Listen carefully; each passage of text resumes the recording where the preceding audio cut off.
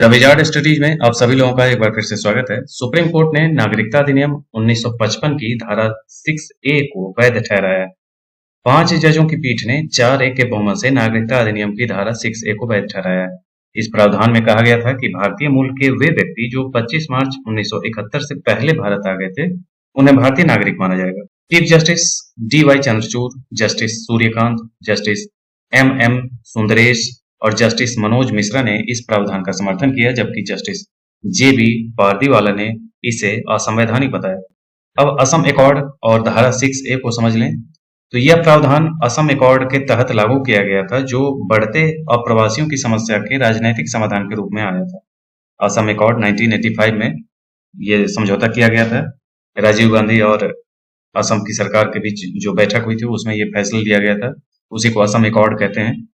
धारा 6A उन अप्रवासियों को नागरिकता प्रदान करती है जिनके माता पिता या दादा दादी का जन्म अविभाजित भारत में हुआ था और जो 1 जनवरी 1966 से पहले भारत आए।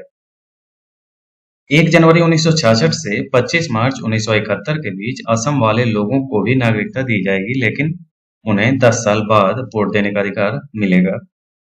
25 मार्च 1971 के बाद आने वाले अप्रवासियों को भारतीय नागरिकता नहीं मिलेगी और उन्हें भारत से निष्कासित किया जा सकता है। ये पूरा प्रावधान 6A में दिया गया है। इसी 6A को सुप्रीम कोर्ट ने वैध करार दिया है।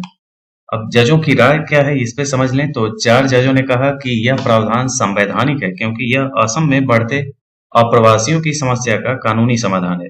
चीफ जस्टिस चंद्रचूड़ ने कहा कि असम में जनसंख्या कम होने के कारण अप्रवासियों का अधिक असर होता है, इसलिए यहाँ अलग कानून होना असंवैधानिक नहीं है।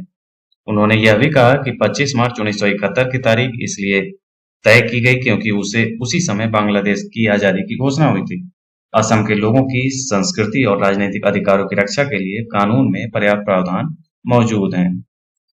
जबकि जस्टिस JB पारदीवाला जो विपरीत राय रखते थे, उन्होंने इसे असंवैधानिक करार दिया। उनका मानना है कि यह कानून मनमाना है और इससे अप्रवासियों की संख्या बढ़ी है।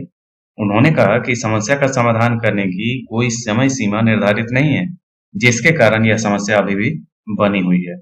यह फैसला असम के सांस्कृतिक, राजनीतिक परिदृश्य को महत्वपूर्ण रूप से प्रभावित करता है और आगे भी इसके कानूनी और सामाजिक प्रभाव दिखाई दे सकते हैं इस फैसले का। तो ये था सुप्रीम कोर्ट का फैसला जो असम एकॉर्ड और नागरिकता अधिनियम 1955 की धारा 6A पर आया है। इसी ढंग के अन्य अपडेट्स के साथ हम फिर मिलेंगे। आज के लिए इतना ही। धन्यवाद।